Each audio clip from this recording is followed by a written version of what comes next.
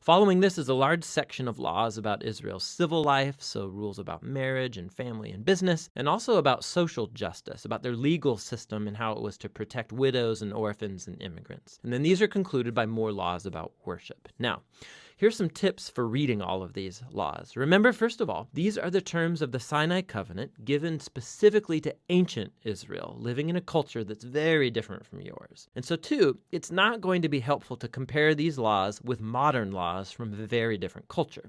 Rather, these were given to set Israel apart. And so we need to compare these laws with those of Israel's neighbors, like in Assyria or Babylon. And when you do that, all of a sudden laws that seemed harsh or bizarre become much more clear. You see that God is pushing Israel to a higher level of justice than was ever known before. And so finally, try to discern what core principles of wisdom or justice underlie any particular law, and you'll discover some really profound things. Deuteronomy 21.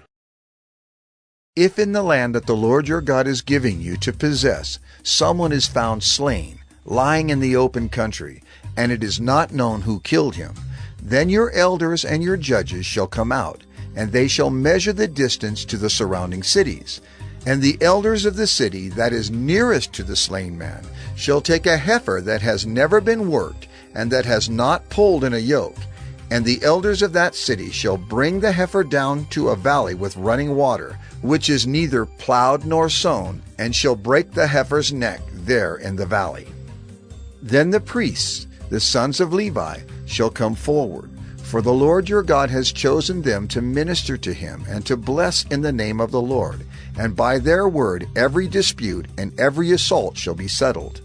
And all the elders of that city, nearest to the slain man, shall wash their hands over the heifer whose neck was broken in the valley, and they shall testify.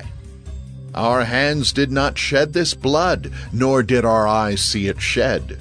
Accept atonement, O Lord, for your people Israel, whom you have redeemed, and do not set the guilt of innocent blood in the midst of your people Israel, so that their blood guilt be atoned for. So you shall purge the guilt of innocent blood from your midst when you do what is right in the sight of the Lord. When you go out to war against your enemies, and the Lord your God gives them into your hand, and you take them captive, and you see among the captives a beautiful woman, and you desire to take her to be your wife, and you bring her home to your house, she shall shave her head and pare her nails, and she shall take off the clothes in which she was captured, and shall remain in your house, and lament her father and her mother a full month. After that you may go into her, and be her husband, and she shall be your wife. But if you no longer delight in her, you shall let her go where she wants. But you shall not sell her for money, nor shall you treat her as a slave, since you have humiliated her. If a man has 2 wives, the one loved and the other unloved, and both the loved and the unloved have borne him children, and if the firstborn son belongs to the unloved, then on the day when he assigns his possessions as an inheritance to his sons, he may not treat the son of the loved as the firstborn in preference to the son of the unloved, who is the firstborn. But he shall acknowledge the firstborn, the son of the unloved, by giving him a double portion of all that he has. For he is the first fruits of his strength. The right of the firstborn is his. If a man has a stubborn and rebellious son, who will not obey the voice of his father or the voice of his mother, and though they discipline him, will not listen to them, then his father and his mother shall take hold of him, and bring him out to the elders of his city, at the gate of the place where he lives. And they shall say to the elders of his city, This our son is stubborn and rebellious. He will not obey our voice. He is a glutton and a drunkard. Then all the men of the city shall stone him to death with stones. So you shall purge the evil from your midst, and all Israel shall hear and fear. And if a man has committed a crime punishable by death, and he is put to death, and you hang him on a tree, his body shall not remain all night on the tree, but you shall bury him the same day, For a hanged man is cursed by God. You shall not defile your land that the Lord your God is giving you for an inheritance.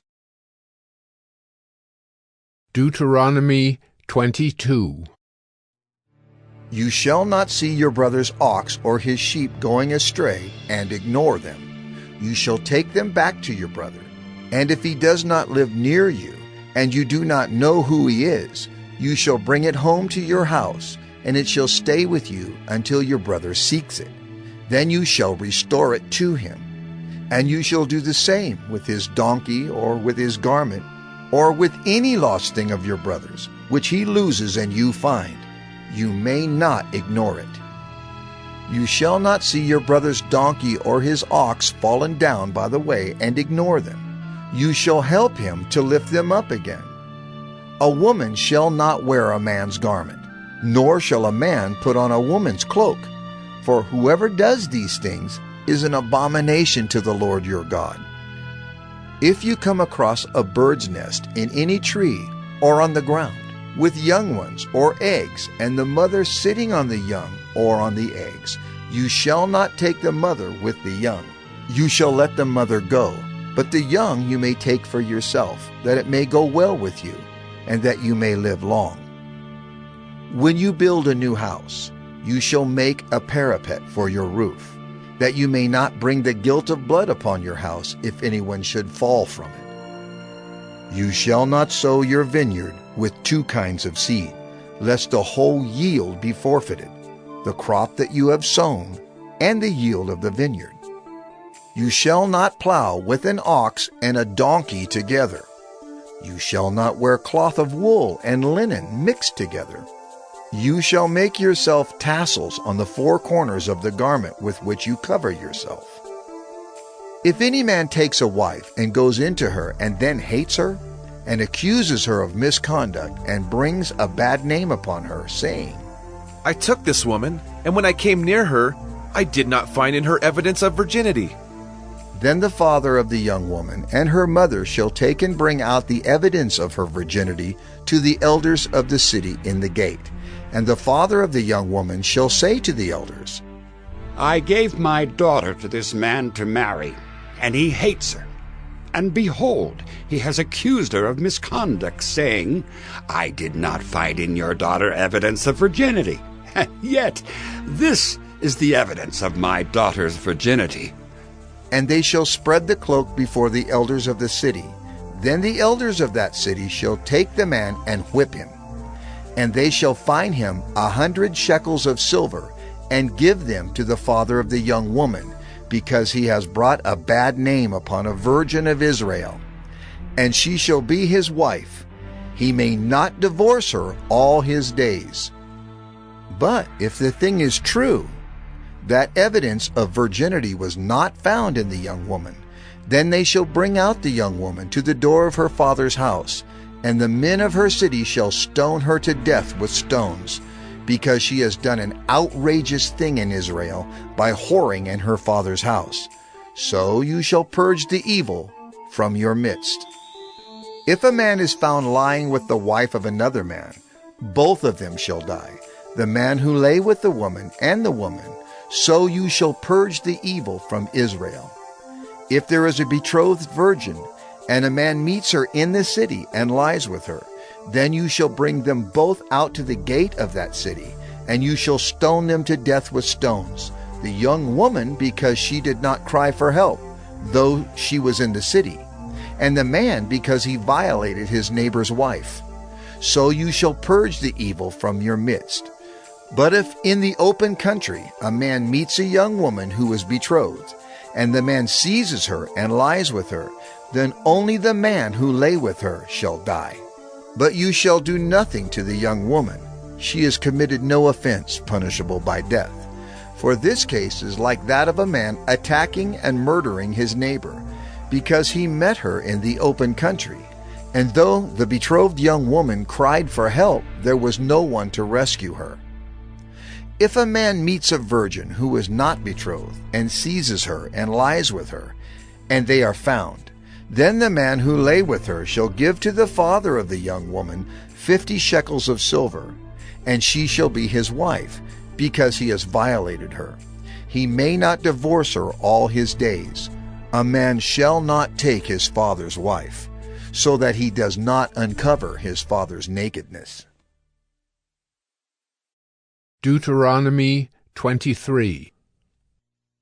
No one whose testicles are crushed or whose male organ is cut off shall enter the assembly of the Lord. No one born of a forbidden union may enter the assembly of the Lord.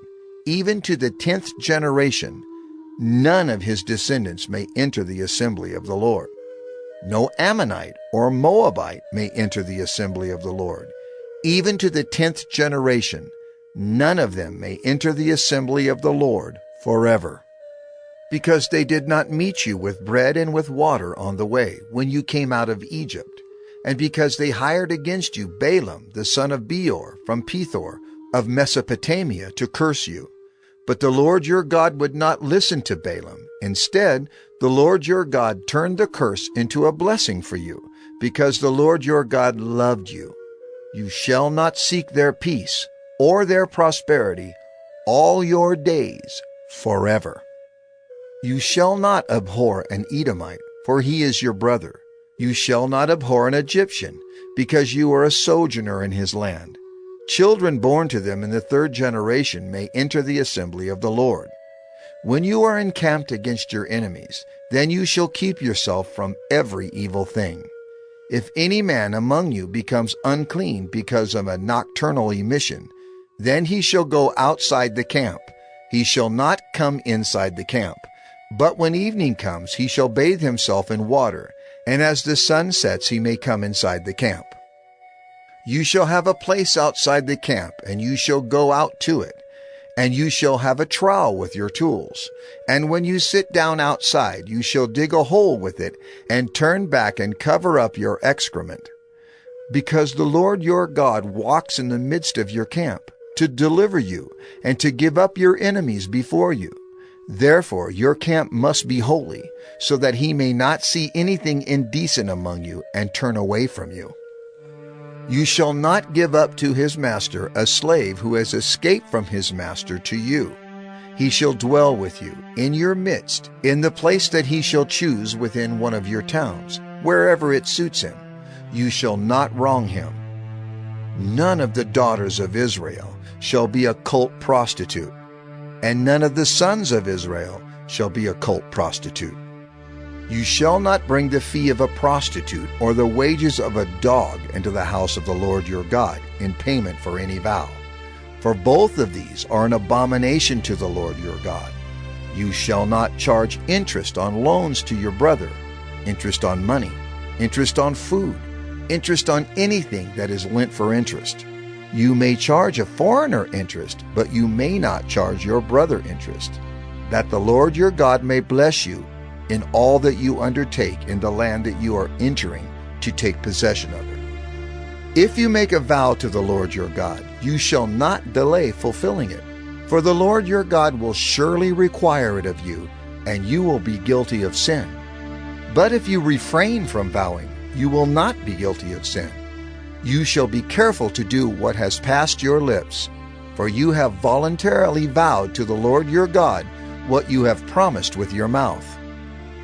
If you go into your neighbor's vineyard, you may eat your fill of grapes, as many as you wish, but you shall not put any in your bag. If you go into your neighbor's standing grain, you may pluck the ears with your hand, but you shall not put a sickle to your neighbor's standing grain.